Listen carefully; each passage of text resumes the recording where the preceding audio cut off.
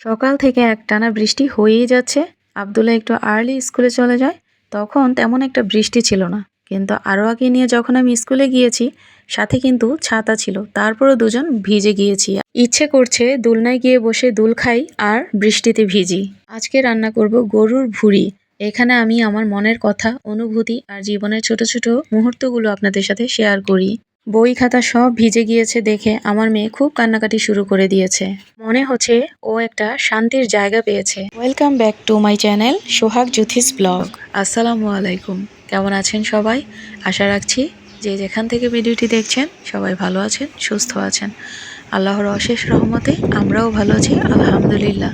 আজকে সকালের আবহাওয়াটা কত সুন্দর। ফজরের নামাজ পড়ে ড্রয়িং রুমে এসেছিলাম পানি খাওয়ার জন্য।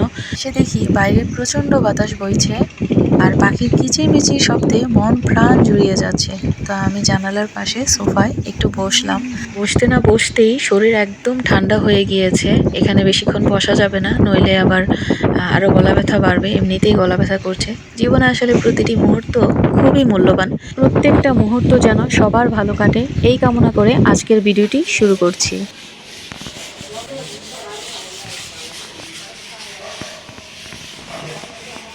বাইরে থেকে কেমন যেন একটা শব্দ আসছিল। দরজা খুলতেই দেখি ক্লিনার যারা আছে বা পরিচ্ছন্ন কর্মী যাদের বলে, তারা এসে বাইরের করিডোর ধোয়া মোছার কাজ করছে। আর বাইরে দেখেন কি পরিমাণে বৃষ্টি হচ্ছে। সকাল থেকেই একটানা বৃষ্টি হয়ে যাচ্ছে। আব্দুল্লাহ একটু আর্লি স্কুলে চলে যায়, তখন তেমন একটা বৃষ্টি ছিল না। কিন্তু আরও আগে নিয়ে যখন আমি স্কুলে গিয়েছি তখন প্রচণ্ড পরিমাণে বৃষ্টি ছিল। আমাদের সাথে কিন্তু ছাতাও ছিল, তারপরও ভিজে গিয়েছি। আর পার্কে দেখেন দোলনা দুটো খালি পড়ে আছে। ইচ্ছে করছে দোলনায় গিয়ে বসে দোল খাই আর বৃষ্টিতে ভিজি।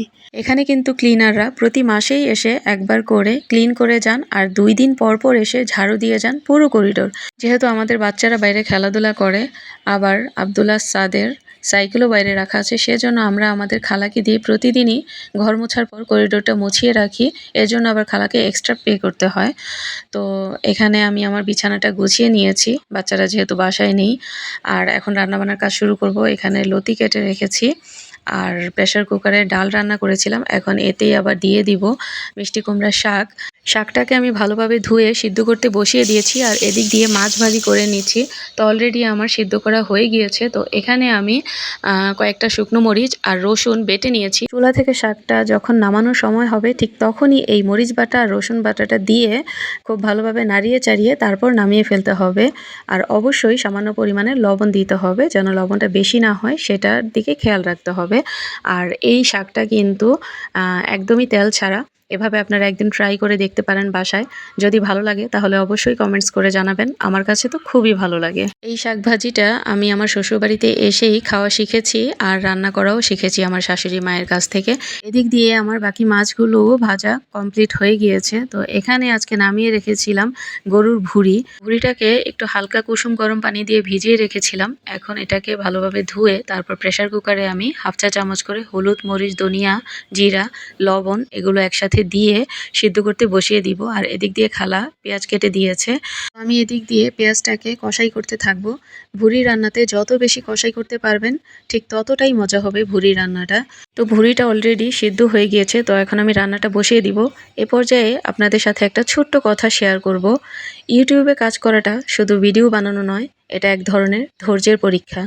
এখানে আমি আমার মনের কথা, অনুভূতি আর জীবনের ছোট ছোট মুহূর্তগুলো আপনাদের সাথে শেয়ার করি। শেয়ার করতে করতে যদি আমার নিজের অজান্তেই আপনাদের মনে কষ্ট দিয়ে থাকি, তাহলে আমাকে দয়া করে ছোট বোন হিসেবে ক্ষমা দৃষ্টিতে দেখবেন আশা করছি। জীবনে ভুল আসবেই। জীবনে এমন মুহূর্ত আসে যে আমরা আমাদের ভুলগুলো থেকে উঠে দাঁড়াতে চাই। ভুল থেকেই মানুষ প্রতিনিয়ত শেখে। আমার চ্যানেলটা যেহেতু একদমই নতুন, আমার যারা যারা সাবস্ক্রাইবার আছেন সবাইকে আমি জানাই আমার একদম মন থেকে আন্তরিক ভালোবাসা ও শ্রদ্ধা। আরেকটি কথা, আমি আমার চ্যানেলে সব কিছু চেক করেই ভিডিও আপলোড দেই। তারপর দেখছি মাঝে মধ্যেই আমার ভিডিওর কমেন্টস বক্স অফ থাকে। সেটা কেন হচ্ছে আমি আসলে বুঝতে পারছি না। কোনো ইউটিউবার আপু বা ভাইয়া যদি ভিডিওটি দেখে থাকেন তাহলে অবশ্যই আমাকে জানাবেন। প্রবলেমটা আমি অ্যাকচুয়ালি কোনোভাবেই সলভ করতে পারছি না। আপনাদের সাথে কথা বলতে বলতে আমার ভুঁড়ি রান্নাও কমপ্লিট হয়ে গিয়েছে। আমার হাজব্যান্ডের কিন্তু গরুর ভুঁড়ি অনেক পছন্দ। আজকে উনি এটা ছাড়া আর অন্য কিছুই খাবে না। আমার বাচ্চাদেরও অলরেডি স্কুল ছুটি হয়ে গিয়েছে। আমার শ্বশুর ছাতা নিয়ে গিয়েছে আব্দুল্লাহ আরোয়াকে স্কুল থেকে আনার জন্য। বাইরে প্রচণ্ড বৃষ্টি, যে কারণে বাবাকে বলেছিলাম বৃষ্টি একটু কমলে তারপর যেন যায়, যেহেতু ওদের অনেকক্ষণ আগেই ছুটি হয়ে গিয়েছে, যে কারণে এই বৃষ্টির মধ্যেই গিয়েছে। এত বৃষ্টির মধ্যে কিভাবে আসবে, খুব টেনশন লাগছে। আল্লাহ সাবধানে রেখো।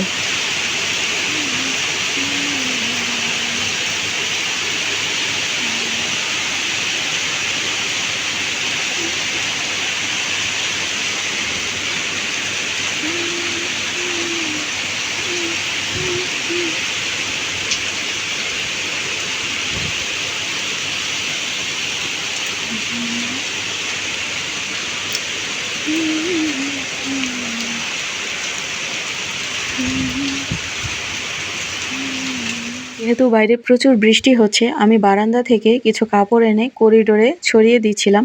হঠাৎ করেই আমার চোখ গেল দেয়ালের উপরে। দেখেন, একটা চড়ুই পাখি দেখা যাচ্ছে। বাইরে বৃষ্টি, তাই বের হতে পারছে না। এখানে চুপ করে বসে আছে, একদম নড়াচড়া নেই, মনে হচ্ছে ঘুমিয়ে আছে। তো আমি আর পাখিটাকে ডিস্টার্ব করলাম না, আস্তে করে কাপড়গুলো ছড়িয়ে এখান থেকে আমি দ্রুতই সরে যাব। পাখিটাকে দেখে আমার খুবই ভালো লাগছে, মনে হচ্ছে ও একটা শান্তির জায়গা পেয়েছে। ওর সাথে একটা সঙ্গী থাকলে হয়তো আরও ভালো হতো। এদিক দিয়ে আমার বাচ্চারাও স্কুল থেকে চলে এসেছে, ব্যাগটা পুরোটাই ভিজে গিয়েছে। আবদুল্লার ব্যাগটা ওয়াটারপ্রুফ, যে কারণে ওর বই খাতা ভিজে নাই, কিন্তু আমার মেয়ের বই খাতা অলরেডি দেখছি মোটামুটি অনেকটাই ভিজে গিয়েছে। আগামীকালকেও বাচ্চার ক্লাস আছে, কিভাবে যে এই সময়ের মধ্যে এগুলো শুকাবো আমি সেটাই আসলে বুঝতে পারছি না। তো যাই হোক, এখন তো আর কোনো কিছু করার নেই। বই খাতা সব ভিজে গিয়েছে, এটা দেখে তো আমার মেয়ে খুব কান্নাকাটি শুরু করে দিয়েছে, আর বলছে আবদুল্লার বই ভিজেনি, আমার বইগুলো কেন ভিজেছে। এখন কি বলি বলেন? এই একটা কথা এখন রাত পর্যন্ত চলতে থাকবে, যতক্ষণ না পর্যন্ত ওর বাবা অফিস থেকে বাসায় আসে। তো আমি এখন বই খাতাগুলোকে আমার বিছানার উপর ছড়িয়ে দিয়েছি, ফ্যানের বাতাসে শুকিয়ে যাবে। এগুলো দেখে না আমার ছোটোবেলার কথা খুব মনে পড়ে যাচ্ছে। আমি একবার কাঁধে ব্যাগ নিয়ে বৃষ্টিতে ভিজেছিলাম, তো বাসায় এসে দেখি আমার সমস্ত বই খাতা ভিজে গিয়েছে। আর আম্মু তখন বিছানার উপর এভাবেই সবগুলো বই খাতা ছড়িয়ে রেখে শুকিয়েছিল, আমার এখনও মনে আছে। তো যাই হোক, আমি এখন প্রাইভেট পড়াতে চলে যাচ্ছি। এদিক দিয়ে আমি বাচ্চাদেরকে পড়ানো কমপ্লিট করে বাসায় ব্যাক করছি। রাতে আমার হাজব্যান্ড অফিস থেকে এসে হাসানকে নিয়ে হসপিটালে যাচ্ছে ড্রেসিং করানোর জন্য। হাসানের দইটা নাও না।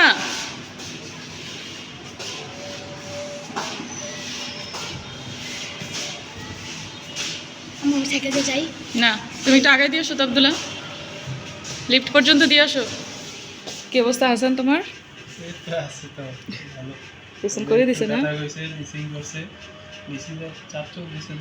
আচ্ছা, ব্যথা পাইছো? ব্যান্ডেজটা খুলে দেওয়াতে আমার মনে হয় ভালো হয়েছে। এখন এদিক দিয়ে কাটছে, এটা ভালো হয়ে গেছে, এটাই আমার দেখি নিচে দেখা যায়। থাক, তুমি আস্তে আস্তে আস্তে ওটা আবার ব্যথা পাইবা। পাটা একদম ফুইলে কি অবস্থা হয়েছে। দেখ, আমার মনে হয় এখন ভালো হয়েছে না ব্যান্ডেজটা খোলাতে? অনেক ব্যথা হয়েছে, ই বেড়েছে একটু কম লাগছে। ওই দিন যে আজকে সুন্দর ছিল তো এই কারণে। কি নার্স সুন্দর ছিল? তোমার পায়ের এই কন্ডিশন, তুমি নার্সের দিকে কেমনে চাইলা? ব্যথা কমানোর দিকে। হাসানের পায়ের ড্রেসিং শেষে ওরা বাসায় চলে এসেছে। পা ফুলে যাওয়ায় ব্যান্ডেজটা খুলে দিয়েছে, আর যেখানে 8টা শিলি করতে হয়েছিল সেখানে ব্যান্ডেজ লাগিয়ে রেখেছে। ছেলেটার উপর অনেক বড় একটা বিপদ গিয়েছে, আল্লাহ তাআলা অল্পতেই রক্ষা করেছেন। শুকরিয়া আলহামদুলিল্লাহ আল্লাহর দরবারে। ওর পায়ে কিন্তু এখনও ব্যথা আছে, জ্বরও আছে, তারপরও ওর মনোবল, শক্তি ও সাহস দেখে আমি সত্যি অবাক হয়েছি। আজকে এখানেই বিদায় নিয়ে নিব। সবাই ভালো থাকবেন, সুস্থ থাকবেন, আমাদের জন্য দোয়া করবেন। আল্লাহ হাফেজ।